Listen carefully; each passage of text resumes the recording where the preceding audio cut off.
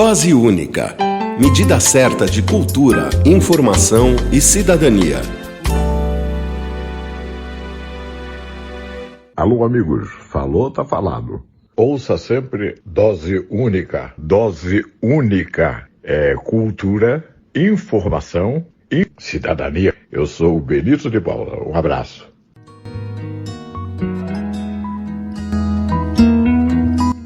Na coluna de hoje do Dose Única temos a participação de Maitê Galto.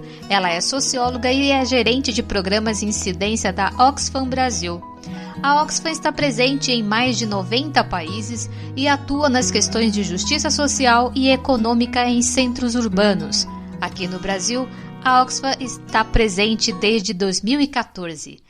Maitê, seja bem-vinda no Dose Única, bem-vinda aqui na Rádio da Rua. Obrigada, Cláudia, pelo convite e bom dia aos ouvintes da Rádio Rua. Maitê, há praticamente 5 anos se observa que a desigualdade econômica e social no Brasil aumenta de forma gradativa. Com a pandemia, se agravou ainda mais. Existem soluções práticas para reverter essa crise e principalmente com os impactos da pandemia? Olha, acho que um dos principais problemas, né, que a gente viu voltar a crescer no país e que é bastante indicativo desse aumento também da desigualdade é a volta do fantasma da fome para o país, né? Acho que esse é um dos traços mais perversos, né, do impacto que a gente está vivendo no país em relação à pandemia, que é a gente, em 2014, faz muito pouco tempo, a gente comemorou que o Brasil tinha saído do mapa da fome, né, que é um monitoramento que é feito pela Organização das Nações Unidas no mundo todo. Já em 2015, por conta da crise econômica, a gente começou a aumentar o número de pessoas em situação de fome no país. E em 2018, conforme os dados que o IBGE divulgou o ano passado ainda, a gente já tinha de novo mais de 10 milhões de pessoas passando fome no país.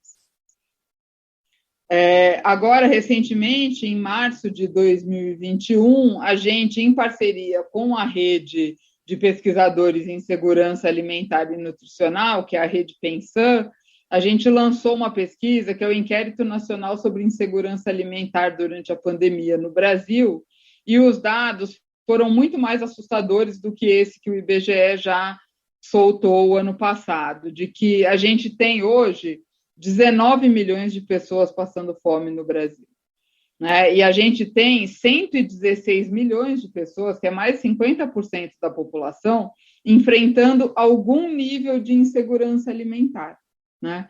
Então, é importante a gente também entender que o que é segurança alimentar ou insegurança alimentar. A pessoa está em situação de insegurança alimentar quando ela não tem certeza nem da quantidade, da qualidade e do acesso seguro a alimentos, né, ao longo do seu mês, da sua vida, do período que está ali, né? E esse acesso seguro significa o quê? Significa que ela tem o acesso sem precisar trocar o acesso ao alimento ou ao alimento de qualidade, em qualidade nutricional, né, por outro direito, né? Então, a isso se associa a uma outra situação muito complicada que a gente vive no país, que é de inflação e aumento de preços, né? Além da queda da renda, já normalmente que a gente já vinha acompanhando no país, que é quando aumenta o preço do gás, por exemplo, né?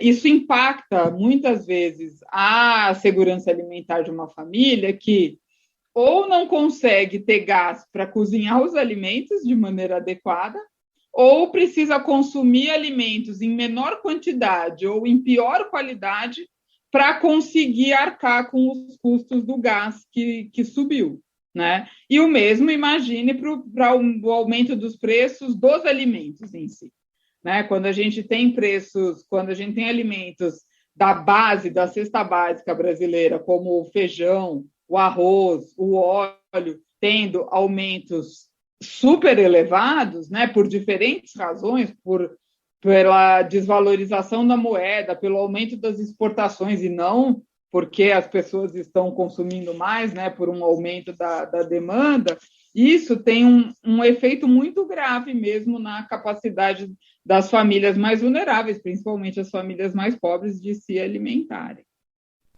Nós não teremos o censo tão cedo, né? Acho que vai demorar, isso vai piorar. Não sabemos bem como que a gente pode reverter essa situação. Digamos que vamos conseguir imunizar todas as pessoas, né? Todos os brasileiros, e vai ficar esses resquícios da pandemia. Qual que é o caminho para se fazer para tentar recuperar essa situação? Eu acho que tem alguns mecanismos da própria história do Brasil, né, que a gente já sabe que funciona. Primeiro, ter uma política voltada assim, para a promoção da segurança alimentar e nutricional no país. E uma das primeiras medidas que deveriam ser tomadas é a reinstalação do CONSEA, que era o Conselho Nacional de Segurança Alimentar e Nutricional, que foi extinto no início de 2019 pelo atual governo federal. Rever as políticas de transferência de renda de uma maneira que a gente consiga tanto ampliar acesso, né, quanto ampliar o valor que está sendo praticado nessas políticas de transferência de renda. A gente sabe que o que é possível de se fazer do ponto de vista de sustentabilidade de uma família ou de uma pessoa com R$150, a gente sabe que esse valor não ajuda em praticamente nada, ainda mais num cenário onde, economicamente, essas famílias estão dependentes desses programas de transferência de renda. Uma das coisas que a gente tem advogado por é que o auxílio emergencial, que hoje está em voga no país, que ele volte a ser o auxílio emergencial de R$600, para dar um mínimo de segurança e dignidade para essas famílias que estão dependentes do auxílio emergencial.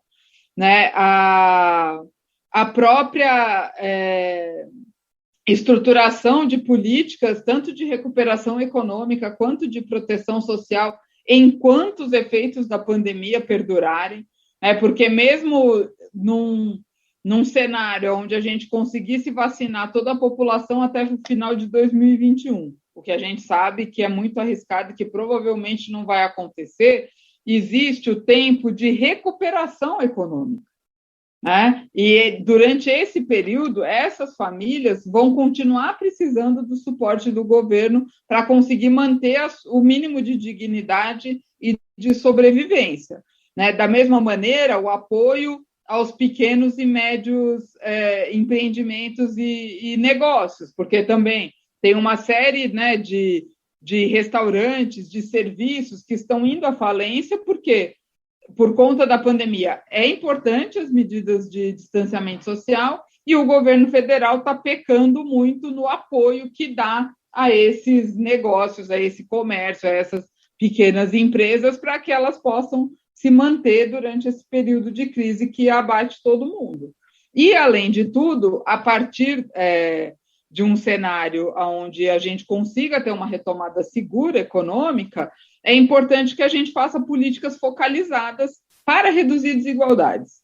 Então, são políticas focadas em mulheres negras, que são um dos grupos vulneráveis mais afetados durante a pandemia, que a gente tenha programas e políticas voltados para a empregabilidade e inclusão econômica de jovens, principalmente jovens negros e periféricos, também mais afetados no cenário da pandemia, que a gente tenha mais investimentos em saúde e educação, em saúde, porque, enfim, o SUS já se provou como um pilar que precisa ser fortalecido para que a gente consiga enfrentar situações como essa, e de educação, porque a gente sabe o impacto que a pandemia teve também nas populações mais pobres e vulneráveis no acesso à educação, também por conta da desigualdade de acesso à internet, que ficou muito claro para o país todo nesse momento.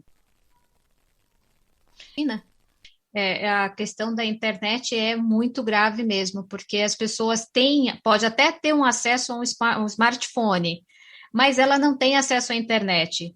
Outras, elas até podem ter acesso à internet, mas elas não têm um aparelho de smartphone capaz que tenha tecnologia suficiente para que ela possa estudar, né? Agora, Maite, para a gente encerrando aqui o nosso bate-papo, é possível a gente ter um contexto dessa situação, dessa crise humanitária e econômica, sobretudo com relação à pandemia, falando de América Latina? A América Latina está enfrentando desafios bastante parecidos com o do Brasil, né, do ponto de vista de impacto. Se a gente for pensar o impacto na educação, a gente tem dados de que 63 milhões de crianças na América Latina ficaram sem acesso à educação durante a pandemia, por exemplo. Os impactos sociais e econômicos também têm sido bastante importantes nos países da América Latina. Mas, por outro lado, a gente tem visto iniciativas como na Argentina, por exemplo, onde o governo federal já criou um imposto, por exemplo, sobre créditos extraordinários de empresas que lucraram absurdamente em decorrência da pandemia.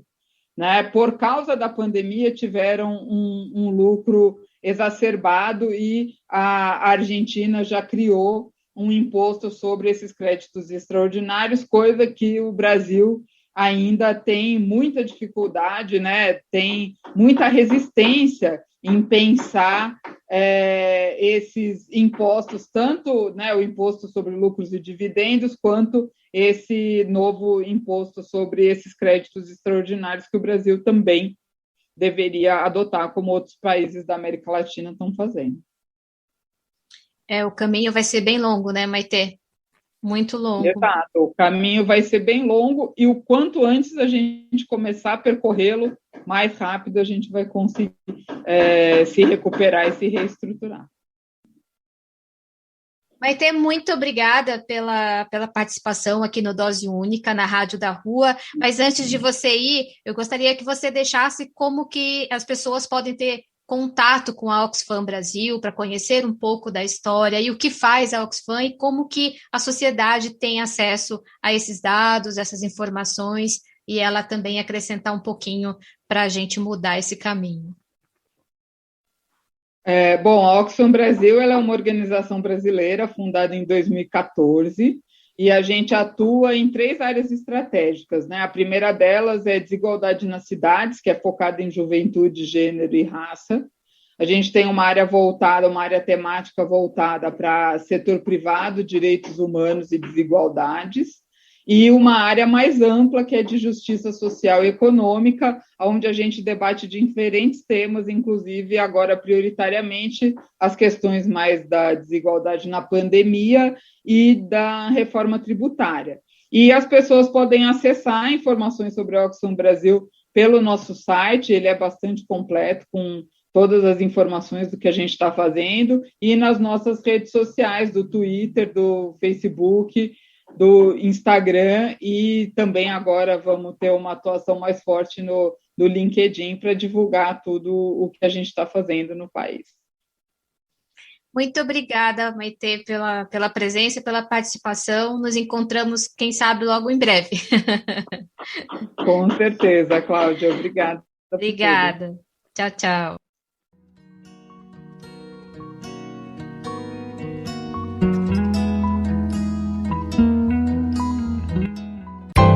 Dose Única. Medida certa de cultura, informação e cidadania.